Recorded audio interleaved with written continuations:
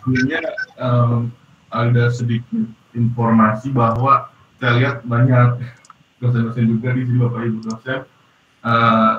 Jadi saya mau menyampaikan bahwa materi ini seperti yang tadi Pak Eko sampaikan dikhususkan untuk mahasiswa-mahasiswi teknik biologi S1 tingkat 2. Jadi bahasan dan konsep segala macamnya itu akan sangat fundamental. Jadi saya nggak membahas yang terlalu advance, dan juga ada beberapa exercise yang akan kita lakukan bersama, di mana exercise tersebut juga exercise yang sangat-sangat basic untuk sequence terapi.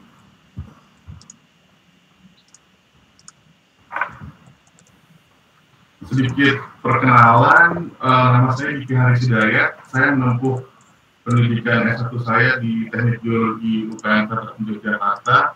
Kemudian saya sempat bekerja di beberapa perusahaan di Indonesia. Sebelum akhirnya saya melanjutkan S2 dan S3 di Norwegia, di Norwegia.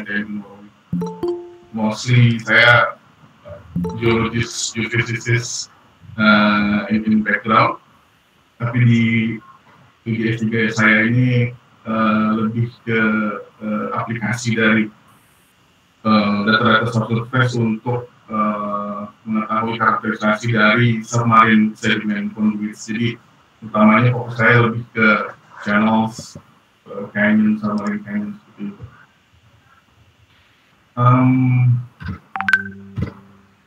Ini adalah objektif dari lecture session kali ini. Jadi ada 3 topik yang akan saya bawakan. Yang pertama itu lebih ke basic dari stratigrafi itu sendiri, yang akan menjadi dasar dari sequence stratigrafi kita.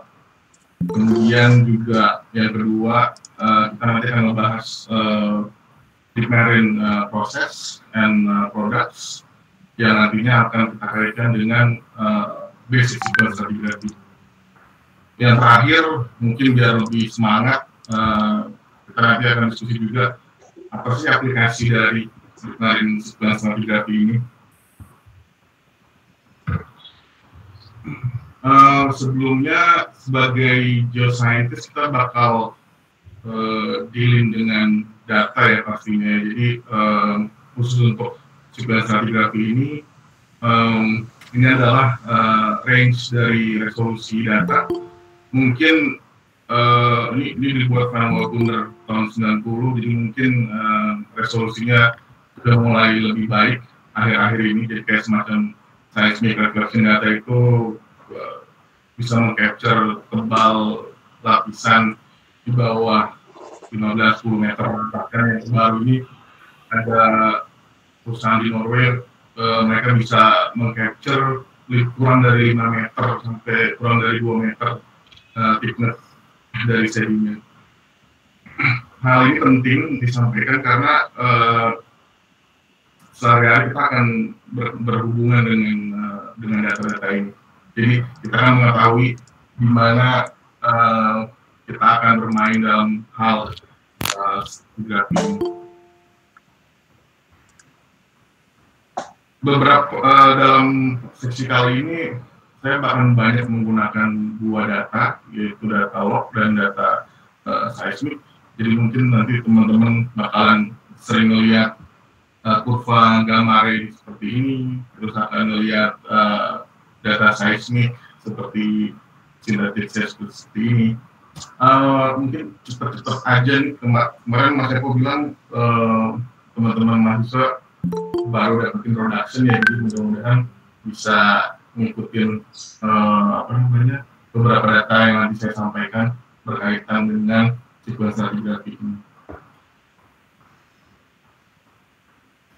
Definition, jadi tadi menarik ya, di awal saya bilang deep marine, ada juga yang bilang deep water. Jadi sebenarnya apa sih itu bedanya deep marine sama deep water? Kalau khusus untuk kuliah ini kan kita akan membahas deep marine ya.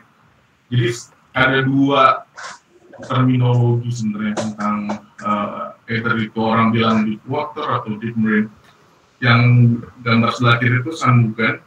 Shanmugam itu bikin definisi bahwa asalkan dia water depth-nya itu lebih dari 200 meter, dan dia itu refers to the heel seaward of continental shelf break on the slope and the basin below Stonewall base, itu dikategorikan sebagai deep water atau deep marine. Kemudian Kosamentier dan Kola itu lebih spesifik lagi bilang bahwa asalkan di area of South Edge to Basin 4 itu dibilangnya deep water. Jadi kayak misalkan South gitu yang 0 sampai 100 meter itu sama Kosamentier dan Kola itu nggak dibilang sebagai deep water gitu. Muti 92 kita udah kenal banget juga, bilang as long as ada turbine dive, gravity flow itu adalah deep water. Nah, deep water ini yang dibilang Muti ini bisa juga di laut, bisa juga di darat. Di daratnya maksudnya kayak danau ya. Jadi maksudnya apa? Kedepannya nanti kita bisa lebih lebih hati-hati menggunakan teknologi ini, karena kalau misalkan kayak deep water itu bisa juga deep water di marine atau bisa juga deep water di darat kayak semacam danau gitu kan, dan juga danau yang lebih dari 200 meter kan dalamnya.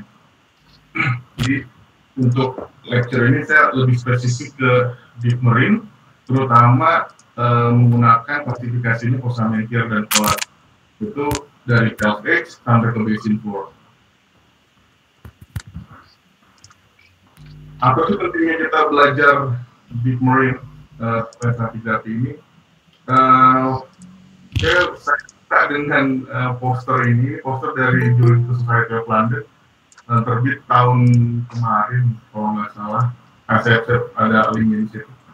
Jadi geoscience itu luas sebenarnya. Maksudnya kita kan selama ini mungkin ngelihatnya hanya sebatas industri gitu ya, tapi sebenarnya kalau bisa dikelompokkan itu seperti contohnya dari apa yang ada di poster ini sangat luas gitu, dan apalagi terutama dengan kondisi industri sekarang yang industri perminyakan ya, terutama yang kita tahu sekarang sedang susah gitu.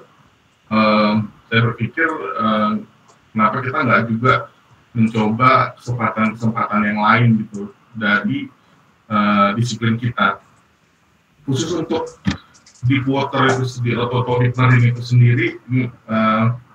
Kalau menurut poster ini juga sudah mengakomodir Sustainable Development Goals United Nations, jadi lebih luas lagi skopnya. Nah, dari di marine ini sendiri, at least kita punya 3 topik nih: oceanography, hydrocarbon, gelats, energy storage. Oceanography ini bisa juga ke masalah geohazard atau juga masalah ini ada wind power ya, jadi juga bisa juga untuk formation stability.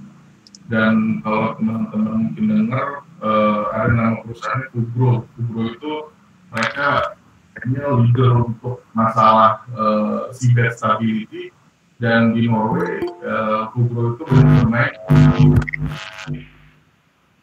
Jadi seabed stability itu benar-benar dilihat, terutama juga untuk daerah-daerah yang South Edge atau mungkin lebih ke slope gitu ya, untuk wind power ini. Dan juga di beberapa area juga sudah mulai ada semacam aplikasi deep marine current itu untuk menggunakan listrik. Jadi luas banget cakupannya dari deep marine ini. Petroleum resources sudah pasti juga berhubungan sama deep marine ini. Ini ada iklan menarik tahun lalu di Norway. Ada satu perusahaan Norway yang benar-benar spesifik menyebutkan experience from deep water di professional environment. So deep marine ini memang juga banyak ini ya aplikasi. Oke, saya nggak terlalu membahas detail masalah kontrol ini karena ini bagian dari mata kuliah sedimentologi, jadi teman-teman pasti sudah dapat tentang hal ini dalam di mata kuliah sedimentologi. Jadi cuma sedikit nge-review aja bahwa apa yang kita pelajari di deep marine itu bukan hanya sebatas deep marine saja, tapi juga ada kaitannya dengan hal-hal lain. Jadi artinya gini, saat kita bilang deep marine sequence stratigraphy, kita nggak cuma itu berarti kita bicara masalah sink ya, basin. Tapi sebenarnya kalau bicara sequence stratigraphy, itu juga kita bicara source to sink system. Jadi kita nggak bisa hanya melihat si deep marine-nya aja, tapi kita juga mesti melihat secara satu sistem secara keseluruhan, source to sink system dari sedimentary system ini. Nah, itu yang nanti saya mau bawa ke depan ke beberapa slide selanjutnya untuk juga maksudnya saat membicarakan sequence stratigraphy ini kita juga harus melihat hal secara keseluruhan. Oke, ini sedikit review aja. Deep marine sendiri ada beberapa istilahnya kiblat ya untuk deep marine ini. Ada Doristo, ada Samugan, ada Cosamentier, ada Donald Lowe, ada Thierry Mauger, ada banyak referensi-referensi yang bisa kita gunakan, dan kadang referensi-referensi itu juga tidak sejalan. Jadi dalam hal ini bukan berarti karena saya menampilkan klasifikasi Doristo bukan berarti yang lain salah atau yang lain benar, tapi itu tergantung dari pemahaman kita aja, dan juga tergantung dari analisa apa yang kita akan lakukan gitu. Jadi teman-teman juga mesti melihat referensi-referensi yang lain. Ini juga nanti sama dengan masalah sequence stratigraphy. Jadi kita tahu bahwa di sequence stratigraphy juga ada beberapa kiblat ya, nanti kita diskusi lanjut di slide selanjutnya. Ini sedikit review aja untuk proses and products menurut Doristo 85. Semua referensi yang saya tampilkan di sini nanti akan saya kirimkan ke Pak Eko, nanti Pak Eko bisa distribusi ke teman-teman. Termasuk slide yang saya berikan ini juga. Ini saya coba kelompokkan supaya lebih gampang. Kayak misalkan ini resedimentation atau kalau sekarang sebutnya mass transport ya. Gimana sih terjadinya si mass transport ini? Ini saya ada video. Di video ini nunjukin gimana sih terjadinya. Ini salah satunya landslide ya. Bisa kelihatan nggak Mas Eko? Bisa kelihatan Mas. Bisa kelihatan, aman. Ini saya ambil dari Geoscience Australia. Ini posisinya di South Edge. Kita lihat ada gerakan turun gitu ke bawah. Ini ada movement dari seabed di South Edge yang membuat seawater itu bergerak. Ini berarti larinya ke masalah geohazard.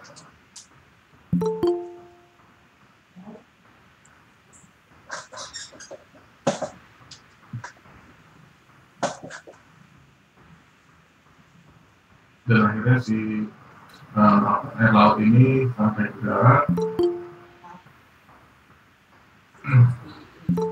Dan ini terjadi tsunami.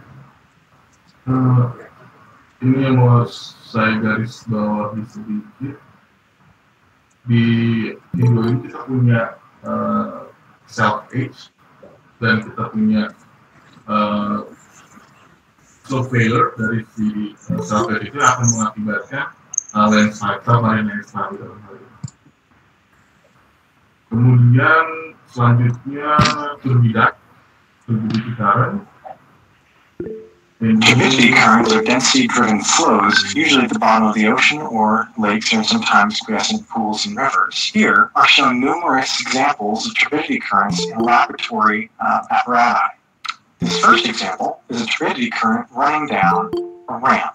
Slide-nya nggak ada. Slide-nya nggak bisa dilihat.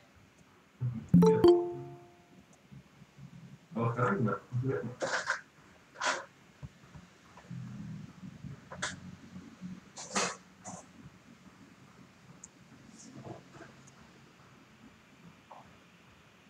See clearly that the turbulent head, the body, and the tail behind. Seen from the other side,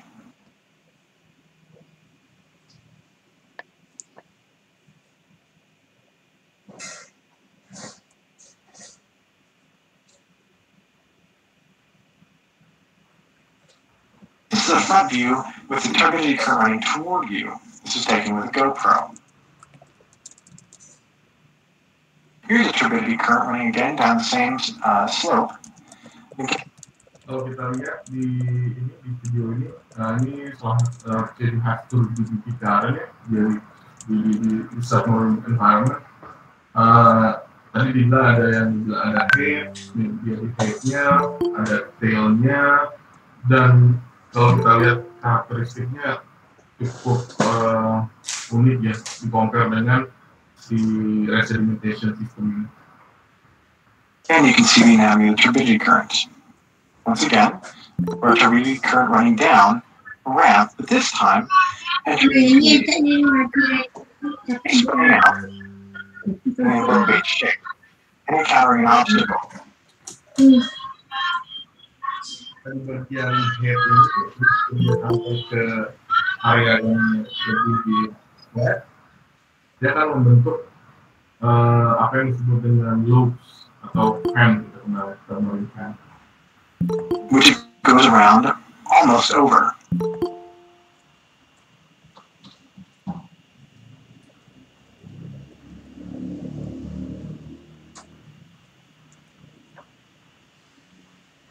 Kemudian selanjutnya adalah bottom current. Jadi di laut yang paling dalam itu juga ada semacam arus laut ya, yang juga akan menghasilkan deposit. Ini salah satu contohnya kontura itu adalah deposit yang dihasilkan dari thermohaline circulation. Ini salah satu video.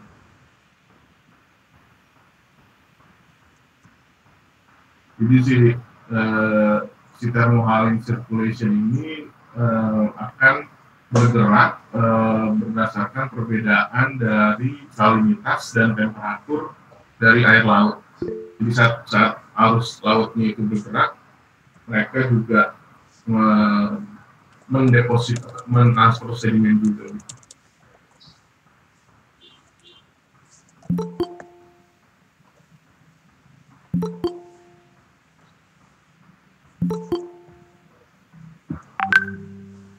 Oke, next slide-nya hilang.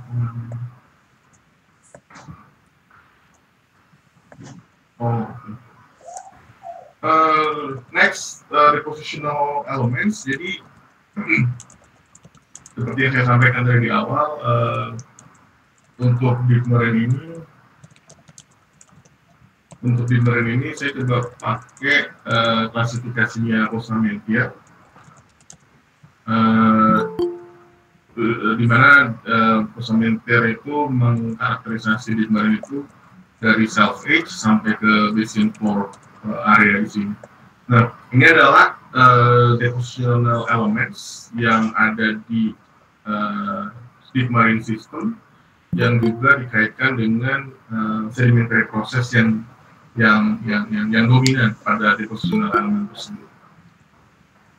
Jadi nanti pada saat kita bicara sequence stratigraphy itu, kita juga akan bicara sedimentary process dan juga depositional elements.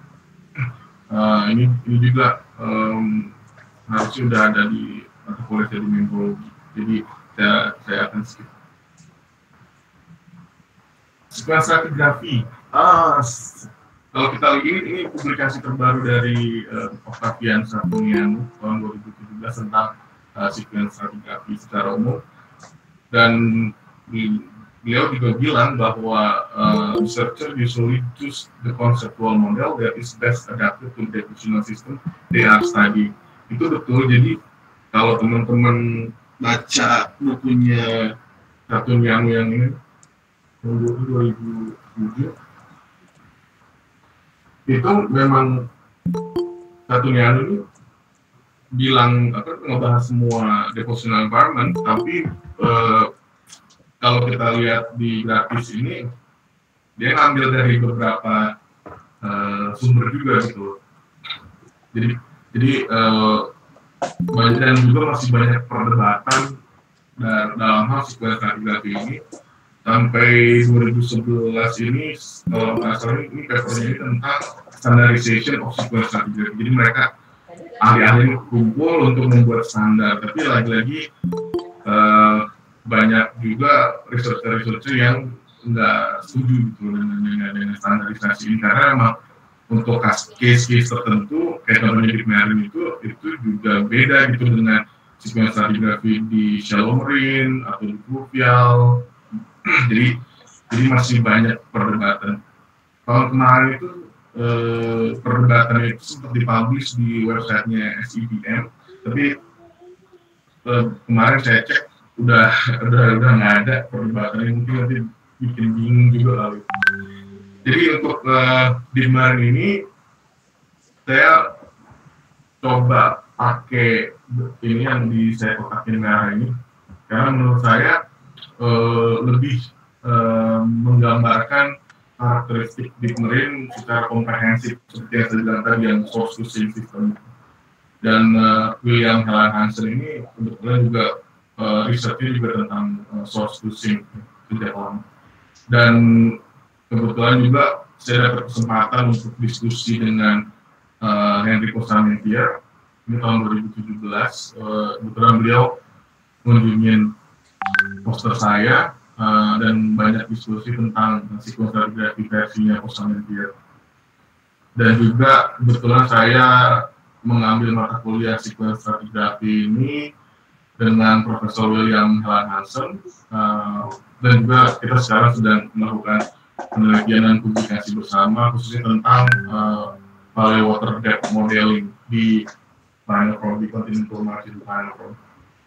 Jadi jadi kebetulan saya dapat kesempatan banyak, terutama untuk sequence stratigraphy versinya William Helen Hansen ya. Jadi saya sebulan gitu ngambil mata kuliah field course sequence stratigraphy field course ini di lapangan di Svalbard dekat dengan artis, dan banyak berdiskusi dengan Profesor William Helen Hansen tentang konsep sequence stratigraphy-nya beliau yang dicetuskan ini tahun 94 ini.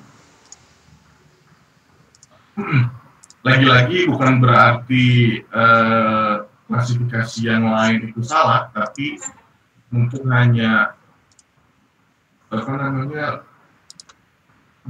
pada depositional system tertentu aja gitu. Jadi. Mas Diki, ya. Sebentar, ini ada banyak problem tentang ini, tentang share screen-nya. Bisa nggak Mas Diki stop share screen dulu, kemudian share lagi supaya ditimpa? Siap. Let's stop sharing dulu.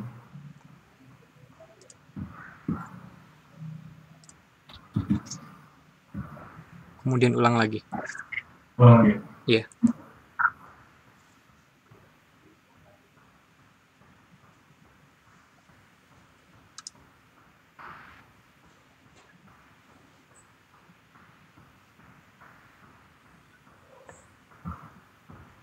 Tidak, sekarang.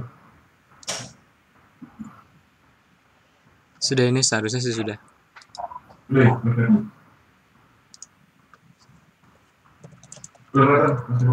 Sudah. Sudah. Oke, saya lanjut ya. Ya, silakan. Terima kasih, Mas. Ya, jadi bukan berarti klasifikasi yang lainnya itu juga salah, tapi memang itu punya karakteristik tersendiri juga. Kebetulan juga supaya adil, saya juga baca hampir semua klasifikasinya ini pada saat saya memulai PhD saya ini, dan memang untuk DeepMind ini saya menemukan bahwa Samentier dan Hansen ini yang betul-betul mengakomodir istilahnya komprehensif sistem tentang sekuens stratigrafi di DeepMind ini.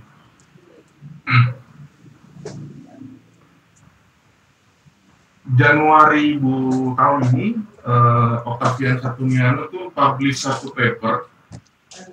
Ini langsung spesifik sequence stratigraphy of deep water system. Sebenarnya ini deep marine ya kalau dibaca papernya, tentang deep water system. Jadi di sini sebenarnya ini nggak terlalu beda dengan yang beliau tulis di bukunya, di buku yang merah ini. Kurang lebih aja, cuman di paper yang baru ini beliau nambahin relasi dari sequence stratigraphy ini ke sedimentary prosesnya. Nanti paper ini juga saya kirimkan di reference buat teman-teman. Nah, kalau kita baca sekilas di paper ini, Octavian itu juga berusaha untuk mengakomodir semua elemen sih dari source to sink system itu, dan kemudian akhirnya mengaitkan dengan sedimentary process dan depositional element di marine system ini. Dan akhirnya memang apa yang disampaikan Dorstow dan Richard tahun 1998 ini memang harus kita lakukan untuk mengetahui deep water system itu secara komprehensif. Jadi nggak cuman urusan sea level changes aja, tapi juga banyak hal gitu. Nanti kita diskusi di beberapa slide selanjutnya. Stacking patterns, ini saya sedikit ngulang aja karena mungkin juga udah disampaikan. Jadi saat bicara sequence stratigraphy itu juga kita bicara stacking patterns, penumpukan dari lapisan-lapisan sedimen yang nantinya akhirnya kita akan kaitkan dengan sistem yang komprehensif tadi. Jadi ada istilah progradation, aggradation, and retrogradation. Nah, sistem stacking pattern ini juga memegang peranan penting pada saat kita melihat geometri dari sedimen dan juga vertical stacking pattern dari data sumur atau data outcrops. Elasticity, relative sea level, and water depth ini nanti kita akan bikin beberapa slide ke depan banyak bersinggungan dengan terminologi ini. Jadi juga kita harus aware bahwa ada yang istilahnya elasticity, ada istilah relative sea level, ada istilah water depth, dan itu juga berhubungan dengan sequence stratigraphy nanti akan kita diskusikan di beberapa slide ke depan.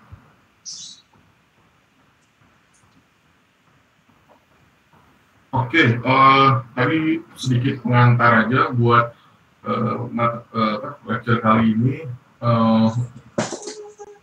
Karena itu sangat basic, jadi mungkin saya harapannya udah teman-teman juga udah tahu tentang basic terminologi yang tadi kita sampaikan. Yang pertama itu objektif utamanya untuk mengerti tentang relasi dari stratigraphic timelines. Jadi kalau kita lihat terminologinya, sequence stratigraphy itu adalah study of rock relationship within a chronostratigraphic framework, yang genetically related strata bounded by surfaces, erosion, or non-deposition, or their conative conformity. Artinya, pada saat kita membahas sekuens stratigrafi itu, kita akan banyak bersinggungan dengan chronostratigraphic framework ya. Jadi, chronostratigraphic framework itu akan memegang peranan sangat penting untuk kita menganalisa sekuens stratigrafi. Apa sih yang berpengaruh dalam chronostratigraphic framework itu? Ini juga teman-teman udah dapat pastinya geologi dasar seperti ini, hukum steno, patterns and complementarianism, cross-checking relationship. Jadi teman-teman udah paham tentang hukum-hukum ini. Dan stratigrafik timelines itu juga dalam hal ini saya pakai data session, kebetulan ini saya ambil dari kuliah saya tentang seismic interpretation. Tapi saya mau bilang di sini bahwa kalau di yang figur A ini adalah present condition, di mana kita dealing dengan time of form di sistem Big Murray, dan yang figur B ini adalah chronostratigraphic framework, di mana satu stratigraphic lines itu adalah satu geological timelines. Jadi kayak yang di hijau ini kan aksis yang Y ini adalah relative geological time, RGT itu relative geological time. Jadi ini bisa jadi 1 juta tahun, 2 juta tahun, 3 juta tahun. Dan kalau kita lihat yang hijau, merah, coklat ini akhirnya jadi rata, jadi flat pada waktu yang sama, karena yang gambar garis ini ada merefleksikan satu deposition of geological time.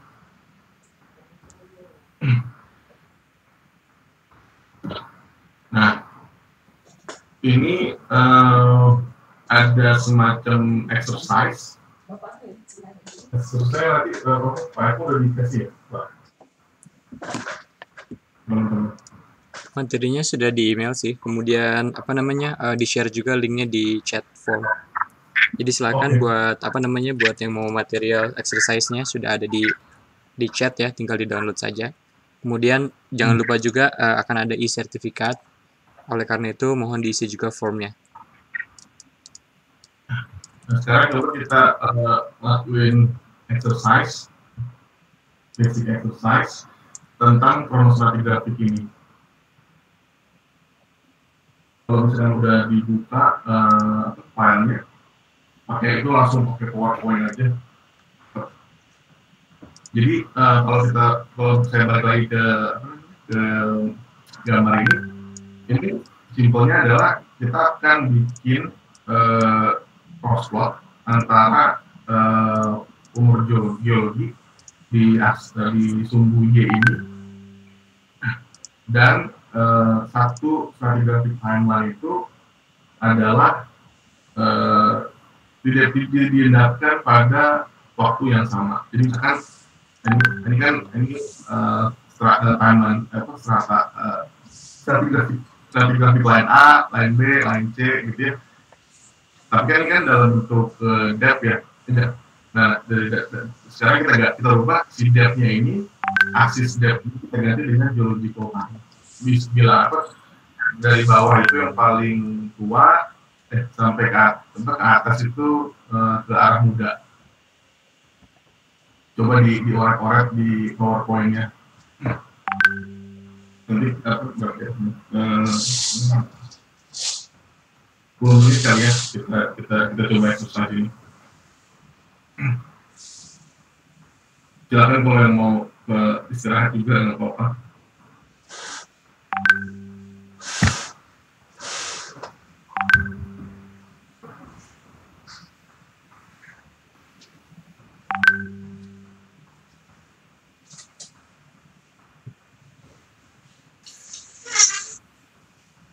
Kalau misalkan ada yang mau didiskusikan juga langsung aja, nggak apa-apa.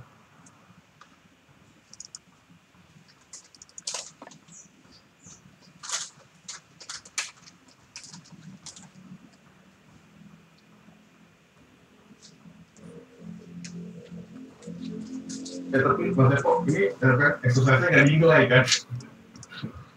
Enggak mas, enggak dinilai sekarang. Kalau buat masuk, oke nanti kita bakal nilai di minggu depan.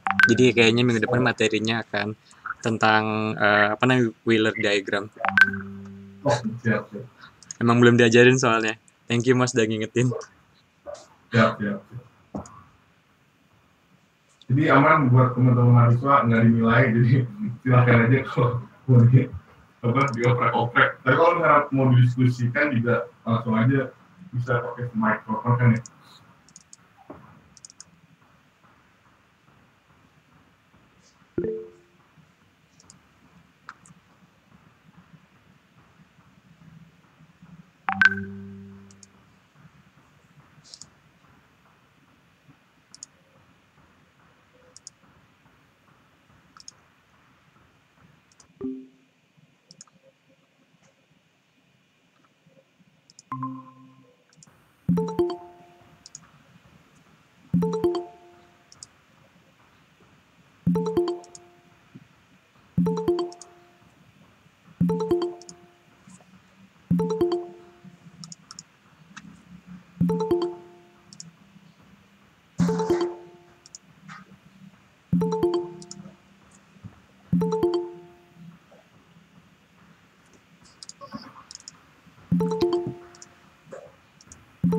Mas Diki, ini nampaknya masih banyak sekali nih yang mau datang.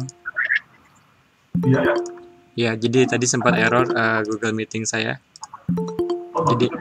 Jadi nggak semuanya bisa ke approve nih. Oke, sip.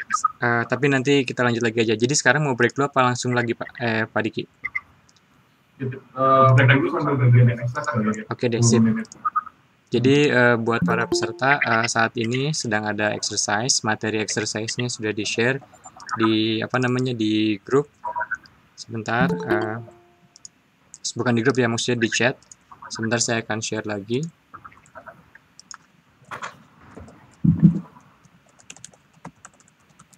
Silakan di-download. Jadi materinya tentang Wheeler diagram. Silakan dikerjakan dengan menggunakan PowerPoint ya.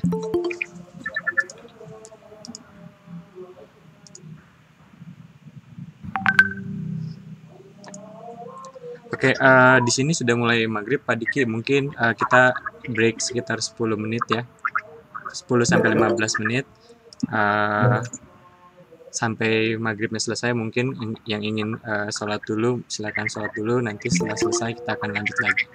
Terima kasih Pak. Jadi kita akan balik lagi sekitar jam 6:05 waktu Indonesia Barat gitu ya Pak, 15 menit dari sekarang. 6 ya. Oke, sip. Terima kasih. Buat para peserta tidak perlu meninggalkan room, jadi nanti akan langsung lanjut lagi.